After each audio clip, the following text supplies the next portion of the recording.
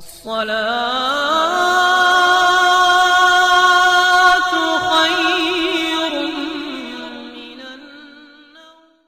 نے ابھی تک ہمارا چینل سبسکرائب نہیں کیا تو ابھی سبسکرائب کریں اور بیل آئیکن کو کلک کر کے ہماری لیٹسٹ ویڈیوز کے بارے میں اپڈیٹ جانیں۔ سبسکرائب کیجئے اور ہم آپ کو لیے چلیں گے آپ کی فیوریٹ ویڈیو۔ بسم اللہ الرحمن الرحیم۔ اتنا بڑا مجمع علماء کا موجود ہے، اسٹیج پر بڑی تعداد میں علماء بیٹھے ہوئے جو ہمارے اسٹیج کو رونق بخش رہے ہیں۔ یقیناً یہ ہم سب کے لیے بہت بڑی عظمت اور خوشی کی بات ہے۔ ان علماء کا دیکھنا یہ ثواب اور عبادت ہے۔ نبی پاک صلی اللہ علیہ وسلم نے فرمایا کہ علماء امتی کا انبیاء بنی اسرائیل، میری امت کے علماء کا مقام ایسا ہے جیسے بنی اسرائیل کے انبیاء کا مقام ہوا کرتا ہے۔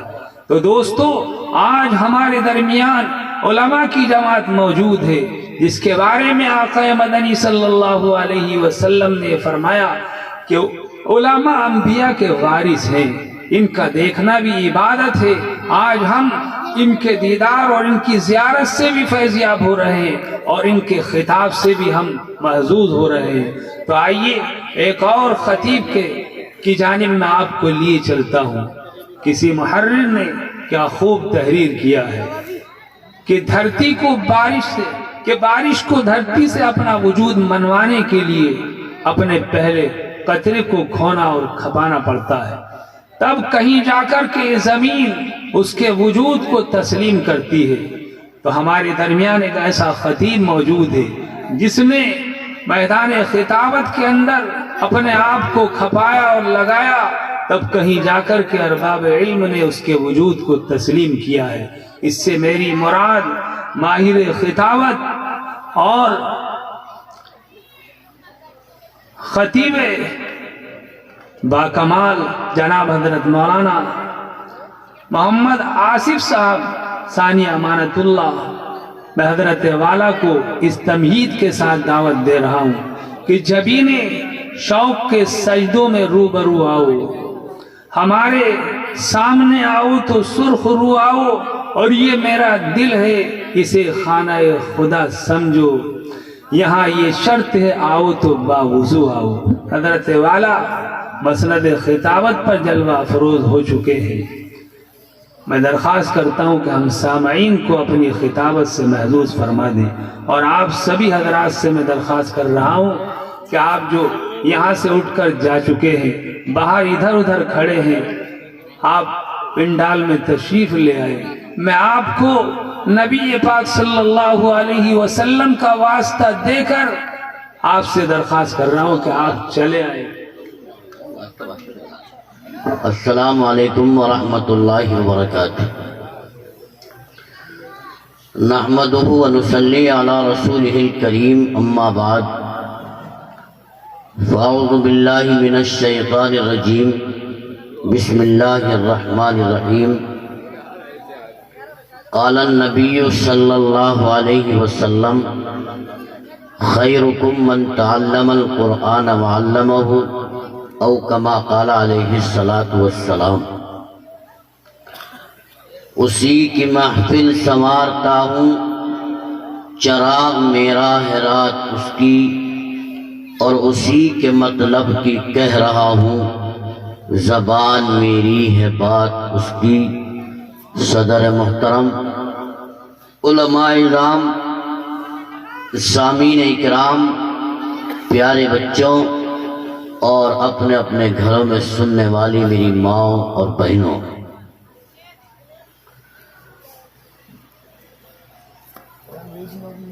سب سے پہلے تو میں آپ تمام حضرات کا اور تمام اہالیان ملک جہانگیر آباد، اراکین مدرسہ حیات الاسلام، اور خاص طور پر اس اجڑے ہوئے چمن کو آباد کرنے والے، اس سسکتے بلکتے مدرسے کو جان بخشنے والے حضرت قاری عبدالولی صاحب ہریدواری یقین جانیے بڑی قربانیاں دی ہیں اس شخص نے۔ ملک والوں ایک بات ایمانداری سے بتاؤ، سب سے پہلی بات تو یہ بتاؤ کہ یہاں ملک والے کتنے بیٹھے ہیں؟ ہاتھ اٹھاؤ، بچاؤ۔ یہ حالات ہیں۔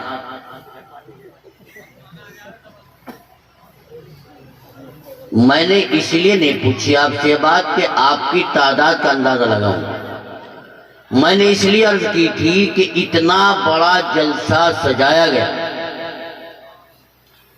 اور حضرت قاری عبدالولی صاحب تقریباً 2.5 مہینے پہلے سے اس کی تیاری میں لگے ہوئے ہیں۔ اندازہ ہوا باہر کے حضرات تو بیٹھے ہیں اور بستی والوں کی تعداد، بولو، میری تقریر مفتی توحید کی نہیں ہے، اپنی اپنی کہہ دی۔ اور تمہیں اب میں پوچھ لوں مفتی صاحب کیا کہہ رہے تھے تو شاید کوئی بتا دے کہ یہ بات کہی تھی، ایک واقعہ بتا دے، واقعے کی کوئی کڑی بتا دے۔ اتنی لمبی تقریر ہو گئی کہ دیگر تقریر کی ضرورت ارے بولو نہیں تھی۔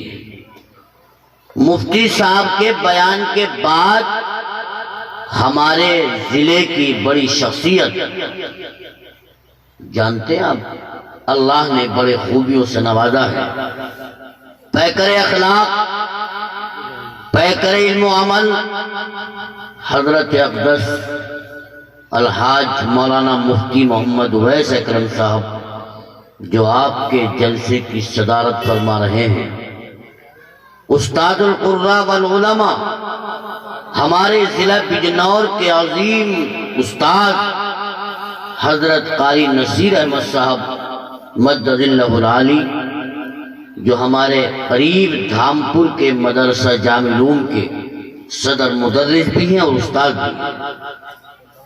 بس ضرورت تھی کہ ان اکابرین میں سے کوئی دعا کرا دے اور جلسہ، ارے بولو، جلسہ ختم ہو جائے۔ لیکن بھیا یہ تو ملک والے ہیں، قاری عبدالولی صاحب ہیں، ان کے ساتھی ہیں، کہتے ہیں مرغا کھلایا ہے وصول تو کریں گے۔ تو مردہ بدست زندہ، نہ ماحول تقریر کا ہے، نہ مجمع تقریر کا ہے، نہ حالات تقریر کے ہیں، اور نہ موسم تقریر کا ہے، مگر حکم ہے، اس لیے حاضر ہوں۔ اب آپ سوچ رہے ہوں گے یار انہوں نے تو ایسا کام کر دیا، ایسا کام کر دیا، بتا دوں؟ ارے بتا دوں؟ اگر نیند آ رہی ہو تو بتاؤ، اور سننا ہو تو بتاؤ۔ میں مائک پر آ گیا، آپ کو سلام کر لیا اور جلسے کی رسم پوری کر دی، بات ختم۔ لہذا جتنے بیٹھے ہو اگر اٹھ کے جانے کا ماحول بناؤ، چپل اٹھا کے نکلو تو ابھی نکل جاؤ۔ اور میں نے تقریر شروع کر دی اور کسی نے اٹھ کے جانے کی کوشش کی تو یا تو وہ نہیں یا پھر میں نہیں، پکی سچی بات ہے، چاہے مائک اٹھا کے پھینکنا پڑے۔ ایک تھا گھسیٹا، اس کا نام تھا، دیکھو توجہ رکھو، انہوں نے کام کیا کیا قاری عبدالولی صاحب نے، بتا رہا ہوں آپ کو۔ اتنا گھسیٹا کہ مسجد سے بھی دور کر دیا، نماز پڑھنے کو تیار نہیں۔ لہذا رمضان کا مہینہ تھا، مسجد میں جماعت آ گئی۔ ظہر کے بعد بات چیت ہوئی، امیر صاحب نے گشت کے آداب بیان کیے، گشت کی ترتیب بتائی اور یوں کہا کہ ایک ایک گھر پہ دعوت جانی چاہیے، رمضان المبارک کا مہینہ ہے، کوئی بھی ایمان والا مسجد میں آئے بغیر ارے بولو نہیں رہنا چاہیے۔ لوگ سنتے رہے۔ گھسیٹا کا حال اتنا خراب تھا کہ پوری زندگی گزار دی روٹی کھاتے کھاتے مگر مسجد میں کبھی نہیں آیا، اور اگر جماعت والے چلے گئے اس کے گھر کنڈی بجا دی تو اس کی خیریت نہیں، کسی کا ہاتھ توڑ دیا، کسی کا سر پھوڑ دیا، کسی کی ٹانگ توڑ دی۔ اب ہمت نہیں کہ جماعت لے کے گھسیٹا کے گھر میرے جائے۔ امیر صاحب بار بار کہہ رہے کہ ایک ایک گھر پہ دعوت۔ وہ سوچ رہے یار انہیں کہے کہ آخر جب جماعت کی ترتیب بنا دی، رہبر تیار کر دیے کہ بھائی دیکھو تمہیں ایک ایک گھر پہ جانا، رہبر کہنے لگے حضرت معذرت چاہتے ہیں، رمضان کا مہینہ ہے، ہم سب جگہ جائیں گے مگر ایک کس کے گھر؟ گھسیٹا کے نہیں جانے گے۔ اچھا چلو بات کرو، کام شروع کرو۔ جماعت کام کرتے کرتے ادھر سے ادھر سے نکلتے ہوئے وہیں آگے دونوں جماعت جہاں دونوں وہیں آگے، یہاں سے بولا وہ گھر چھوڑ دیا۔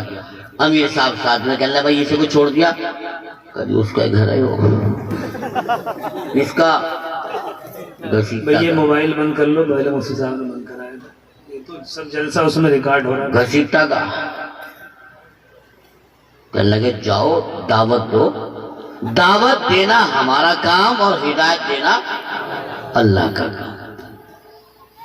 اب ہمارے حاجی مستری آفاق صاحب بیٹھے، لمبے چوڑے آدمی، کہنے لگے ہمت کرے آج ہوگا دیکھا جائے گا۔ جا چڑھ گھسیٹا کے گھر، ابھی آواز نہیں لگائی وہ خود ہی نکل آیا۔ اب حاجی آفاق کی ہوا خراب، کہنے لگے نا تمہیں کیا امیر صاحب بلا رہا ہے۔ امیر صاحب آگے بڑے، سلام کیا، مصافحہ کیا، دعوت دی۔ آخر اللہ نے گھسیٹا کے دل کو نرم کر دیا اور گھسیٹا مسجد میں آنے کو تیار ہو گیا۔ مہینہ کہاں کا تھا بھائی؟ ہاں رمضان کا، یاد رکھیو۔ گھسیٹا نہایا دھویا مسجد میں گیا، امیر صاحب نماز کبھی کی ہو گئی تھی، بیان فرما رہے تھے، گھسیٹا کو دیکھا، قریب بلایا، بٹھا لیا، اور کچھ دیر کے بعد جب افطار کا وقت قریب ہوا، جماعت کے ساتھی ایک طرف کونے میں گئے، دسترخوان لگایا اور اس پر ساری چیزیں لگا دی۔ 5 منٹ پہلے امیر صاحب نے دعا کرائی اور گھسیٹا کا ہاتھ پکڑ کے لے کے چلے گئے، کہاں؟ دسترخوان پہ۔ اب گھسیٹا کبھی مسجد میں آیا نہیں تھا، افطار کیا نہیں تھا، دسترخوان دیکھا نہیں تھا، اب پہلی بار دسترخوان دیکھ کے گھسیٹا کے منہ میں پانی آ گیا۔ یہ مزے مار رہے ہیں، یہ ہمیں کیا پتا، اس لیے 5 ٹائم کی نماز پڑھے۔ گھسیٹا بیٹھتے ہی ہاتھ چلاوے تھا، امیر صاحب نے پکڑنے کا ابھی نہیں، اور ابھی اذان ہوگی، سائرن بجے گا، گولا ہوگا، اس کے بعد شروع کریں گے۔ گھسیٹا کی راڈ ٹپک رہی، سیسا کرتا، جیسے ہی سائرن بجا امیر صاحب نے کہا شروع کرو بھائی اور دعا پڑھ لو۔ کائی کی؟ اللہم باسمک اموت واحیا، یہ تو ہے دعا افطار کی۔ اور کون سی؟ اللہم لک صمت وبک آمنت وعلیک توکلت وعلی رزقک۔ گھسیٹا بغیر بسم اللہ کی شروع، سٹ خون کھایا، اور اس کے بعد سب سے اگلی صف میں جا کے بیٹھ گیا۔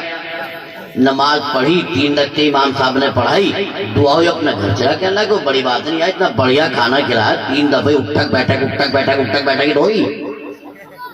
گھر کہنے لگا بیوی عشاء کی اذان ہوتی ہے، اگر میری آنکھ لگے جگا دیے۔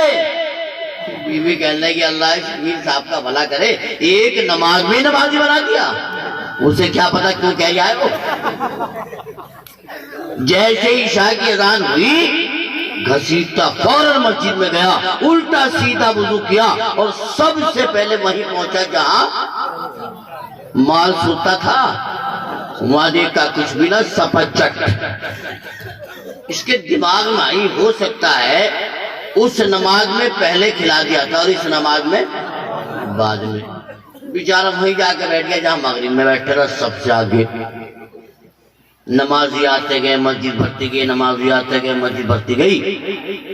نماز کا وقت ہوا، امام صاحب اللہ اکبر، پہلی پڑھائی کھڑے، دوسرے بیٹھے، پھر کھڑے، پھر تیسری میں جب چوتھی کے لیے کھڑے ہوئے، گھسیٹا کہنے لگا پوری ہو گئی۔ انہوں نے 3 پڑھی تھی، مگر امام صاحب نے 4 پوری کر کے سلام پھیر دیا، اور سلام پھیرنے کے بعد 2 سنتیں پڑھ کے لوگ بیٹھ گئے۔ کائے کے انتظار میں؟ تراویح کے انتظار میں۔ گزشتہ سوچا دسترخوان لگ نہیں والا۔ تھوڑی دیر کے بعد حضرت مولانا عباس صاحب جیسے امام کلیان پور کی جامع مسجد کے امام تو ہیں، لیکن یہ میرے بھائی بھی ہیں۔ یہ تو ہو گئے پیچھے کو، اور یہ بیٹھے قاری شمشاد، جنہوں نے مجھڑے کے اندر ہنگام مچا رکھا، ماشاءاللہ، دڑا دڑ حافظ، دڑا دڑ حافظ، دڑا دڑ حافظ۔ اب بھی 4-5 منٹ ہو گئے، کتنے ہو گئے؟ واہ واہ ماشاءاللہ، 8 بچے قرآن کریم کے حافظ تیار کر دیے اس نوجوان نے، جس کا نام قاری شمشاد ہے، مجھڑے کی مسجد۔ اللہ تعالیٰ ان کی محنت کو قبول فرمائے۔ یہ تو ہو گئے پیچھے کو، اور قاری شمشاد آ گئے کیا کرنے؟ اللہ اکبر۔ گشتہ کہنے لگا انجن بدل گیا۔ اب انہوں نے جو پڑھنا شروع کیا ہے ہوش لے لیا، گھسیٹا بدری ٹانگ کبھی ادھر کبھی ادھر، رکوع کرنے کو تیار نہیں۔ بڑی دیر کے بعد آدھا پارا پورا کرا رکوع کیا، آخر 2 رکعت ہو گئی، سلام پھیرا پھر کھڑے، سلام پھیرا پھر کھڑے، پھر 4 ہوئی، 8 ہوئی، رکعت ہو گئی 10۔ گھسیٹا کے تو پیر تھک گئے، کہنے لگا اب تو کر دو بس۔ کون سن گیا؟ پھر کھڑا ہوگا، بڑا پریشان۔ کہا یار یا تو بھلی جان پتی، اتنا تو کھلا بنا جتنا وصول کر لیا۔ آخر کار گھسیٹا نے درمیان میں پیچھے کو دیکھا، نکل کے بھاگ جاؤں تو مسجد تو بھری پڑی باہر تک، اللہ یہ تو نکلنے بھی نہ دے لگے۔ چلو اب تو پھنسی گئے۔ آخر کار 20 رکعتیں ہو گئی، اور 20 رکعت پڑھنے کے بعد قاری شمشاد نے دعا کرا دی، بچے پیر ہاتھ دبائے، چلو اچھا ہوا 20 پہ پیچھا کٹا۔ مگر ابھی سے کیا پتا، یہ ہو گئے پیچھے کو، مولانا عباس آ گئے، کہنے لگا پھر انجن بدل گیا۔ بے یار، ایک ہٹے ایک لگ جا، ایک ہٹے ایک لگ جا، ایک ہٹے ایک لگ جا۔ وہی کام قاری عبدالولی صاحب نے کر دیا، ایک کو ہٹا میں ایک کو لگا دے، ایک کو ہٹا میں ایک کو لگا دے، ایک کو ہٹا میں ایک کو لگا دے۔ یہ کام ہو رہا ہے کہ نہیں؟ ارے بولنا ایسا ہو رہا ہے کہ نہیں ہو رہا؟ ایک سے تلاوت، ایک سے نعت، ایک سے تقریر، پھر تلاوت، پھر نعت، حج تیرے کی آج چلو اپنے گھر کو چل رہا ہے۔ اسی لیے تو پنڈال خالی ہوا ہے، اور کوئی وجہ؟ انہوں نے اتنی لمبی تقریر کر دی، یہ بھی بھول گئے کہ میرے بعد بھی کوئی اور بیٹھا آیا ہے، اس کے بعد بھی کوئی اور ہوگا۔ لمبی تقریر اتنی کر دی کہ لوگ جیسے گھسیٹال گزا گیا ہے کہ لوگ بھی گزا گئے۔ بولو ہوا کہ نہیں؟ بہرحال میں ایسا نہیں کروں گا۔ مجھے تو آپ سے اتنی بات معلوم کرنی ہے کہ یہ مدرسہ حیات الاسلام پہلے کس حالت میں تھا، بس اتنی بات مجھے بتا دو، میں لمبی تقریر نہیں کروں گا۔ کس حالت میں تھا بھائی؟ ارے بولو کیسی حالت تھی؟ ان کے آنے سے پہلے قاری صاحب کے کھانے حالت خراب۔ آج اس مدرسے کی پوزیشن، اس کی حیثیت، اس کی حالت بولو اچھی ہے کہ نہیں؟ محنت مانتے ہو کہ نہیں؟ قاری صاحب نے جو اس مدرسے محنت کی ہے، اس مدرسے کو چمکایا ہے، اس مدرسے کے لیے اقریزی کی ہے، بولو قابل مبارکباد ہے کہ نہیں ہے؟ پیسہ آپ کا لگا ہے، جیب آپ کی ڈھیلی ہوئی، خرچ آپ نے کیا، لیکن نظام ترتیب اس مدرسے کے اندر جو بنائی وہ حضرت قاری عبدالولی صاحب نے بنائی۔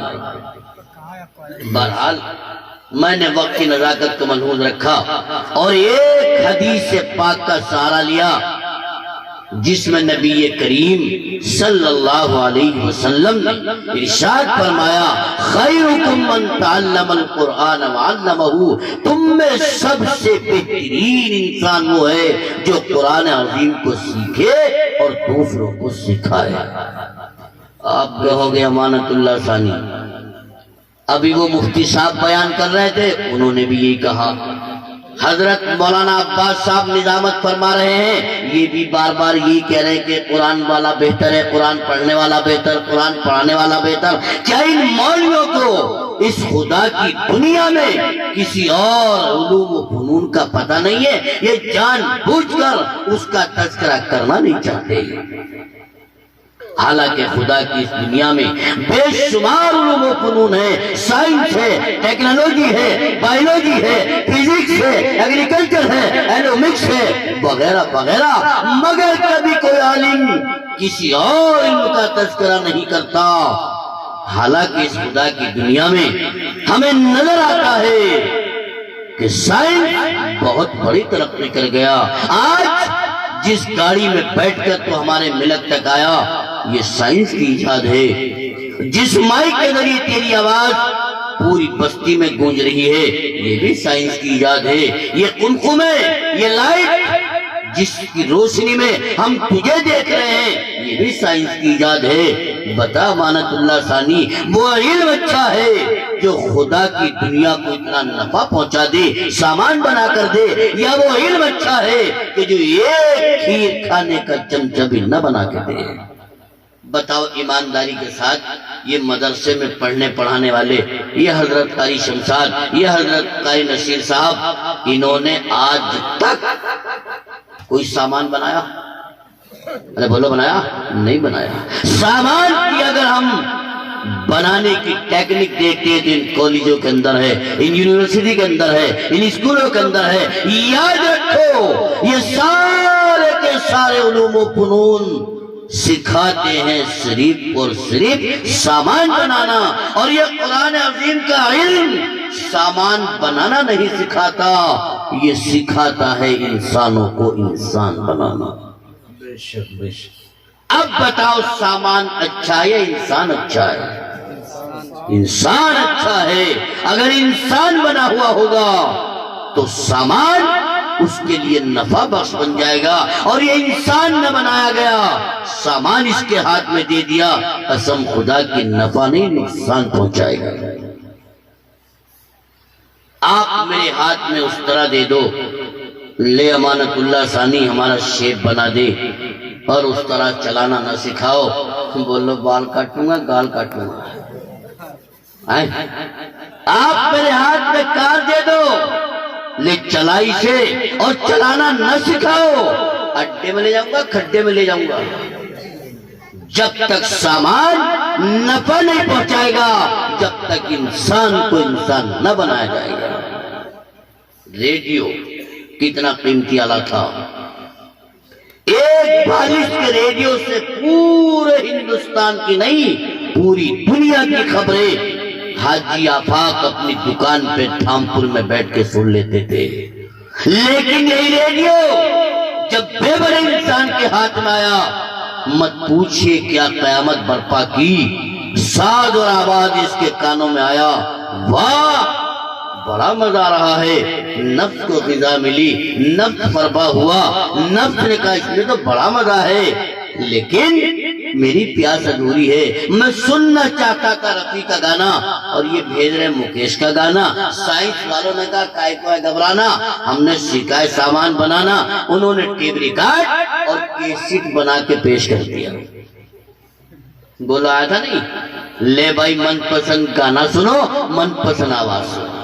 جب من پسند ساز اور آواز سننے لگے، نفس کو اور غذا ملی اور پروا ہوا۔ نفس نے کہا نہیں، میری پیاس ادھوری ہے، جس کے گانے کی آواز میرے کانوں میں آ رہی ہے، میں اپنی آنکھوں سے دیکھنا چاہتا ہوں، اس کے ناچنے کا انداز کیسا ہے۔ سائنس والوں نے کہا اچھا، انہوں نے ٹیلی ویژن بنا کے پیش کر دیا۔ نفس کو اور غذا ملی اور پروا ہوا۔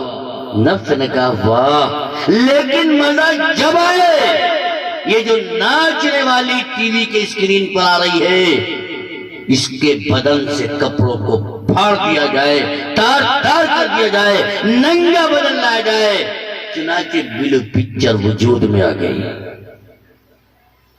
ہر نوجوان کی جیب میں موجود ہے، ہر نوجوان کے پاس موجود ہے، وہ رات کو لحاف اوڑھتا ہے، ابا سوچ رہے میرا بیٹا سو گیا، ماں سوچتی میرا لال نیند کی آغوش میں چلا گیا، لیکن اس کے تو نظارے کچھ اور ہے۔ وہ موبائل کو جیب سے نکالتا ہے اور فحش اور گندی فلمیں دیکھتا ہے، اپنی جوانی اور اپنی طاقت کو برباد کرتا ہے۔ بولو میرے پیارو، اس سائنس کے سامان بنانے کی وجہ سے یہ انسان کہاں سے کہاں چلا گیا۔ اس لیے نبی کریم صلی اللہ علیہ وسلم نے ارشاد فرمایا، خیرکم من تعلم القرآن وعلمہ، تم میں سب سے بہترین انسان وہ ہے جو قرآن عظیم کو سیکھے اور دوسروں کو سکھائے۔ سمجھ میں آ رہی ہے نہیں آ رہی؟ ارے سمجھ میں آ رہی ہے نہیں؟ اور نیند بھی آ رہی نہیں؟ اور اللہ کے بندے کوئی تو کہہ جا رہی، لیکن بھیا جب گھر میں اسکارپیو آ گئی، بڑھیا بلڈنگ بن گئی، بہترین وائی فائی کا ٹاور کھڑا ہو گیا، تو اب کیوں آئے گا آپ کا بچہ قاری عبدالولی صاحب کے پاس؟ کیوں جائے گا قاری شمشاد صاحب کے پاس؟ کیوں جائے گا ان مدرسوں میں پڑھانے والوں کے پاس؟ اب تمہارا بچہ انگلش میڈیم میں جائے گا، مانٹیسری میں جائے گا، نرسری میں جائے گا، سینٹ میری میں جائے گا، قسم خدا کی وہاں جا کر جو پڑھے گا اس سے آپ کے بچے کو تہذیب اور اخلاق نہیں ملے گا۔ وہ کتا بلی جانوروں سے اپنے سبق کی ابتدا کرے گا، سر میں تیل ڈال کر گلے میں ٹائی باندھ کر وہ جائے گا اور جانوروں کے اسباق پڑھے گا۔ میرے پیارو، وہ انسان نہیں جانور بنے گا، وہ بیٹھ کر نہیں کھڑے ہو کر پیشاب کرے گا، چلتے چلتے پینٹ کی چین کھولنے کا کچ اور دھار لگا کر ٹچ، کچھ نالی میں اور کچھ رومالی میں، اور چل۔ بولو ہے نا صحیح؟ اور جب جماعت والے کہیں گے چل ذرا مسجد میں نماز پڑھ لے، چلا میرا کپڑا خراب ہو گیا، ہوتا نا جواب نہیں؟ حسرہ اور رونے کی بات ہے۔ میرے پیاروں، ایک بچہ آپ کے گھر میں ایسا جسے آپ نے ناکارہ سمجھا، بیکار سمجھا، پاگل سمجھا، اس کی ناک بھی یہاں رکھی تھی، اسے بیٹھنے کا بھی سلیقہ نہیں تھا، کپڑے بھی صاف نہیں تھے، ایسی انگلی پکڑی اور ہاتھ میں قاعدہ دے دیا، چل مدرسے میں۔ بڑی ڈانٹ کی وجہ سے بڑا روپ دکھا کے مدرسے میں لائے، لو جی قاری صاحب اس بچے کو پڑھاؤ۔ اے ہے یہ نبی کا نائب، یہ قاری عبدالولی، یہ قاری نصیر آپ کے بچے کے سر پہ شفقت سے ہاتھ پھیرے گا اور کہے گا، پڑھ میرے بیٹے بسم اللہ الرحمن الرحیم۔ او میرے لال، اپنی تعلیم کا آغاز اس اللہ کے نام سے کر جو تجھے عدم سے وجود میں لایا۔ او میرے لال، اس رحمان کے نام سے پڑھ جس نے دنیا میں آنے سے پہلے تیری ضرورتوں کا انتظام فرما دیا، تیری ماں کی چھاتیوں میں دودھ پیدا کر دیا۔ او میرے لال، اس رحیم کے نام سے پڑھ جو تیرے ایک ایک عمل کو محفوظ کیے ہوئے اور مرنے کے بعد تجھے اس کا بدلہ دے گا۔ ایک ہی سبق میں ساری منزلیں سمجھا دی۔ تیرے بچے نے توتلاتی زبان سے کہا بسم اللہ الرحمن الرحیم، اللہ کی رحمت پہ جوش آ گیا، اعلان کر دیا فرشتوں، اگر اس کا باپ، اس کا رشتہ دار جہنم میں ہے تو قسم مجھے اپنی کبریائی کی، میں نے اس کو معاف کر دیا اور تم جہنم سے نکال کر جنت پہ پہنچا دو۔ ایک سبق تیرے بچے نے انگلش میڈیم میں جا کر پڑھا تھا اور ایک سبق تیرے بچے نے اس مدرسے میں آ کر پڑھا ہے، اس سے کوئی فائدہ نہیں پہنچا، لیکن مدرسے میں آ کے جو سبق پڑھا وہ تیری نجات کا ذریعہ بن گیا، تیری مغفرت کا ذریعہ بن گیا، تیرے جہنم سے آزاد ہونے کا ذریعہ بن گیا۔ اب بتاؤ ملک والو، وہ تعلیم اچھی ہے یا یہ تعلیم اچھی ہے؟ سامان بنانے والے تعلیم اچھی ہے یا انسان بنانے والی تعلیم اچھی ہے؟ آج ماں باپ تو شکایت کرتے ہیں، مولوی صاحب ہمارا بچہ کہنا نہیں مانتا، میاں کیا بتائیں، اتنی اس کی خواہش پوری کی، اتنی تمنائیں پوری کی، اس کی زبان سے بات نکلتی تھی ہم پوری کر دیتے تھے۔ آج وہ ہمیں دیکھنے کو تیار نہیں ہے، وہ آج ہماری بات ماننے کو تیار نہیں ہے، وہ آج ہمارے پاس آنے کو تیار نہیں ہے۔ او اللہ کے بندے سوچ، تو نے اس کا حق کتنا ادا کیا ہے۔ اچھا ایک بات بتاؤ بھائی ملک والوں، اولاد کے ماں باپ پہ کتنے حق ہیں؟ خاموش نہیں، بولو کتنے حق ہیں؟ پتہ نہ ہو تو منع کر دو۔ منع کرنے میں کچھ جاری آ کیا؟ ہم بتائیں گے، مولوی صاحب بتائیں گے، مفتی صاحب بتائیں گے۔ ارے کتنے حق ہیں؟ انہیں پتہ ہی نہ کچھ۔ ہائے اللہ کے بندو، جب ہمیں یہی پتہ نہیں ہے کہ اولاد کے ہم پر بھی حق ہے تو خالی بیٹا کہنے سے تھوڑی کام چل جائے گا۔ یہ پھر الٹا لٹ اتنا موٹا تیل لگا کے رکھے گا، تیل، اور پھر دیکھ کیسا بچے گا، ٹاڑا۔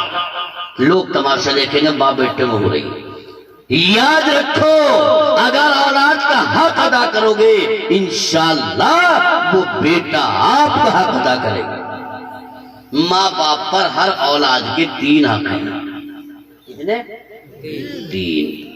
ان 3 حق کو ادا کرتے ہیں نہ، یہی تو وجہ بگاڑا ہے۔ تمہارے اسٹیج پر جو بینر ہے اس پر لکھا ہے اصلاح معاشرہ۔ مفتی توحید صاحب اگرچہ بیان لمبا کر گئے مگر اصلاح معاشرہ پر قسم خدا کی بہت اچھا اور جامع بیان فرمایا۔ 3 حق اولاد کے۔ ماں باپ بننا بڑا آسان، حق ادا کرنے کا ہمیں کوئی پتہ نہیں ہے۔ سنو، سب سے پہلا حق اولاد کا ماں باپ پر یہ ہے کہ اس کا اچھا سا نام رکھے۔ کیا حق ہے بھائی؟ اچھا سا نام۔ ماں باپ پہ تو 3 ہیں اور ماں باپ کے اولاد پر 14۔ کتنے ماں باپ کے؟ جو سے بولو 14۔ تمہارے 14 پھر بھی تم جیت میں ہو، اولاد کے تو 3 ہی ہیں صرف۔ 12 پھر بھی تم کتنے ہو گئے؟ 11 میں تم پھر بھی آگے ہو۔ کم سے کم 3 تو ادا کرو، پھر 14 کیسے ادا ہوتے ہیں آپ کو پتہ چلے گا۔ سب سے پہلا حق تمہارا ہی، تمہارے اوپر، تمہارے بیٹے کا، تمہاری بیٹی کا یہ ہے کہ اس کا اچھا سا نام رکھو۔ اللہ کے نام پہ عبداللہ۔ اگر کسی سے بتا دو مولوی صاحب ماشاءاللہ ماشاءاللہ منا آیا، نام بتاؤ، اب مولانا عباس صاحب کہیں گے عبداللہ نام رکھ دو، بڑا اچھا نام ہے۔ اللہ کے نزدیک کی 2 نام بڑے پیارے ہیں، عبداللہ اور عبد الرحمن۔ لیکن عبداللہ کا نام سنتے ہی دادا کا منہ بینڈ ہو جائے گا، اور گھر میں دادی تو بالکل سلگ جائے گی۔ یہ کوئی نام بتا، بڈھو والا عبداللہ کوئی نام ہے؟ میں مولوی صاحب کو ماڈرن نیا نام بتاتے کہ کون سا نام اچھا؟ کہ پپو رکھ دو، پپو۔ اور پپو کے معنی کتیا کا پلا، سوری کا پلا۔ تجھے شرم نہیں آتی؟ جب تو نے اپنے بچے کا پہلا حق ختم کر دیا، اس کا نام ہی اچھا نہیں رکھا، تو بولو وہ تیرے ساتھ اچھا سلوک کرے گا بھائی؟ ارے کرے گا اچھا سلوک؟ جب تم نے کتیا کا سوری کا پلا بنا دیا اسے، تو بھیا کتیا اور سوری تو سوری ہو، جانور ہو، وہ انسان والے کام تھوڑی کرے گا۔ فرمایا سب سے پہلا حق اپنے بچے کا اچھا سا نام رکھنا۔ بڑی مختصر کر کے بتا رہا ہوں، وقت کافی ہو چکا۔ اور دوسرا حق یہ اپنے بچے کو دینی تعلیم دلا۔ کیا؟ دینی تعلیم، قرآن پڑھا، احادیث پڑھا، علم دین پڑھا۔ اگر تم نے اپنے بچے کو قرآن کی تعلیم نہ دلائی اس کا حق ادا نہیں ہوا۔ ہم نہیں کہتے انگلش مت پڑھاؤ، ہم نہیں کہتے انگریزی نہ پڑھاؤ، خوب پڑھاؤ، لیکن خدا را پہلے اپنا کلام پڑھاؤ، پہلے اپنا دین سکھاؤ۔ ان بچوں میں دینداری آئے گی، اخلاق آئیں گے، ان بچوں میں قرآن آئے گا، ماں باپ کے حقوق آئیں گے، ان بچوں میں اللہ کی کتاب کا علم آئے گا، ماں کے دودھ کا حق ادا کریں گے۔ او میرے پیارو، ہم نے اپنے بچوں کو دیندار نہیں بنایا، قرآن کی تعلیم نہیں دلائی، اس لیے ہم نے اس کا حق مان لیا، تو وہ بھیا ہمیں حق کیوں دے گا بھائی؟ بولو دے گا؟ نہیں دے گا۔ اور تیسرا کام، تیسرا حق یہ ہے کہ آپ جب وہ بالغ ہو جائے، شادی کے قابل ہو جائے، اچھا سا بڑھیا سا رشتہ دیکھ کر اس کا نکاح کر دو۔ شادی کا لفظ تو ہے نا کہ مولانا بیٹھے، مفتی اکرم اویس صاحب دامت برکاتہم بیٹھے، معلوم کر لیو، نکاح کرنے کو فرمایا، اس کا نکاح کر دو۔ اچھا رشتہ دیکھ کر آپ کہو گے امانت اللہ ثانی، اچھا رشتہ کون سا؟ کار والا ہو یا بلٹ والا ہو یا اپاچی والا ہو؟ میرے پیارو، یہ بلٹ اور اپاچی اگر دیکھو گے تو بہو تمہیں روٹی دے رہی کیا؟ ہماری دے رہی ماشاءاللہ، اللہ کا فضل ہے، انہی کا چیلا، انہی کا حاجی آفاق صاحب کا میرے بیٹا ماشاءاللہ۔ ایک پوتی بھی ہے الحمدللہ، یہ بھی اللہ کا احسان ہے۔ مگر حال یہ ہے، اگر بیٹی کو آواز دی چائے بنا دو بیٹا، تو بہو لے کے آ رہی ابو چائے، ارے بیٹے میں تو سادیہ سے کہہ رہا تھا۔ میرے پیارو، ہم نے الحمدللہ لالچ کے ساتھ نہیں، اس لیے کہ اس کا حق ہے نکاح کرنا، حق سمجھ کے نکاح کرو گے، نیک نیت کے ساتھ نکاح کرو گے، سنت سمجھ کے نکاح کرو گے تو انشاءاللہ بچے فرما بردار ہوں۔ یہ تین حق ہے، ایمانداری سے بتاؤ ہم ادا کرتے ہیں بھائی؟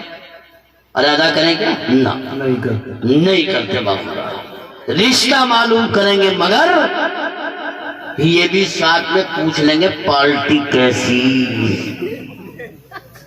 نہ، یہ بات جب تک پارٹی تلاش کرے گا تو بالٹی الٹی ہونی ہے، پھر تھوڑی روٹی ملو بیٹھی تجھے۔ اللہ کے واسطے ہم اپنی اولاد کا حق ادا کریں۔ بہرحال بات کہاں سے کہاں چلی گئی، چھوڑ دو میری بات، نکال دو اپنے ذہن سے۔ آپ کہو گے اندھا باٹے شینی اپنوں کو دے، امانت اللہ ثانی تو بھی بیٹھ کر انہی کی بات کر رہا، مدرسے والوں کا کام کر رہا، مدرسے والوں کا کلمہ پڑھ رہا، انہی کے قصیدے کر رہا، چھوڑ دو میری بات کو۔ لیکن خدا را مجھے ایک بات بتا دو، جھٹک دو اپنے دامن سے، میں نے جو کچھ اب تک کہا، لیکن مجھے ایک بات بتاؤ، تم نے اپنے بیٹے کو انجینئر بنایا، ڈاکٹر بنایا، پروفیسر بنایا، لیکن قرآن والا نہ بنایا، تو بتا میرے پیارے، جب تیری نزا کا وقت ہوگا، تو موت اور زندگی کے جھولے میں جھول رہا ہوگا، اس وقت تیرے دم کو آسانی سے نکلنے کے لیے تیرے سرانے بیٹھ کر سورہ یاسین کی تلاوت کون کرے گا؟ تیرا بیٹا انجینئر ڈاکٹر پروفیسر کرے گا یا یہ قرآن والا حافظ قرآن کرے گا؟ سوچ، زندگی ختم ہو رہی، دنیا سے جا رہا ہے، اس وقت میں تیرے کون کام آئے گا؟ ارے حافظ قرآن جو کام آئیں گے؟ روح نکل گئی، نہلا دیا گیا، کفن پہنا دیا گیا، چار کاندھوں پہ جنازہ رکھ کر میدان میں اتار دیا، مسجد کے سامنے لا کے رکھ دیا، اعلان کر دیا جنازے کی نماز تیار ہے، تیرا وہ بیٹا جسے تو نے انجینئر بنایا، ڈاکٹر بنایا، پروفیسر بنایا، لیکن قرآن والا نہ بنایا، وہ دو کام کرتا، تیسرا نہیں کرتا، یا تو 10 قدم پیچھے کھڑے ہو کر تیری نماز جنازہ کا تماشا دیکھتا ہے، یا چوتھی صف میں کھڑے ہو کر کہتا ہے جو نیت امام کی وہ میری، اللہ اکبر۔ لیکن یہ قرآن والا، یہ قرآن کا حافظ، یہ مولانا عباس، یہ قاری شمشاد، یہ قاری عبدالولی، تیرے جنازے پر کھڑے ہو کر، تیری میت کے سرانے کھڑے ہو کر، تیری میت پر کھڑے ہو کر، اللہ کی بارگاہ میں نیت باندھ کر تیری مغفرت کے لیے اللہ سے دعا کرتا ہے، اللہم اغفر لحینا ومیتنا وشاہدنا وغائبنا وصغیرنا وکبیرنا وذکرنا وانثانا۔ بتا ایمان والے تیرے جنازے پر کھڑے ہو کر اللہ سے مغفرت کی دعا کون کرتا ہے؟ تیرا بیٹا انجینئر، ڈاکٹر، پروفیسر کرتا ہے یا یہ قرآن والا حافظ قرآن کرتا ہے؟ سوچ، تجھے جنت میں دھکیلنے کے لیے کون کام آتا ہے؟ ارے حافظ قرآن کام آتا کہ نہیں؟ جنازہ اٹھایا، قبرستان میں پہنچے، 4 گز زمین کے اندر ڈال دیا، سب نے درادر مٹی ڈال دی۔